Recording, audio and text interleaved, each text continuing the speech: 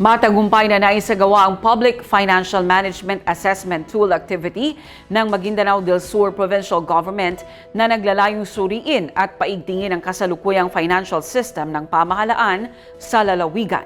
Narito ang report. Sa layuning paigtingin at isaayos ang kasalukuyang financial system ng pamahalaan ng Maguindanao del Sur upang ito ay ganap na maisaayos ayon sa national standards ng good governance, isinagawa ng provincial government ang Public Financial Management Assessment Tool activity noong November 10 to 11, 2025. Pinangunahan ng Provincial Budget Office ang 2 araw na aktibidad, katuwang ang Office of the Provincial Planning and Development Coordinator, Provincial Accountant's Office, Provincial Treasurer's Office, at iba pang tanggapan na may kinalaman sa financial management ng lalawigan.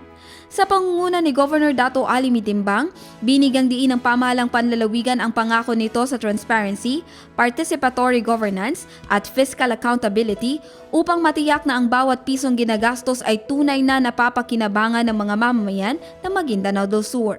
Sa loob ng 2 araw na workshop, nagsagawa ng komprehensibong self-assessment ang mga kalahok gamit ang PF Math Framework na sumuri sa mga aspekto ng budget preparation, execution, accounting, reporting, internal control at audit management.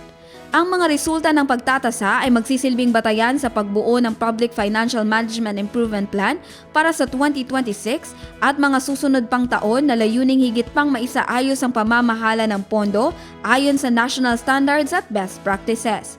Jan Garcia, iMinds, Philippines.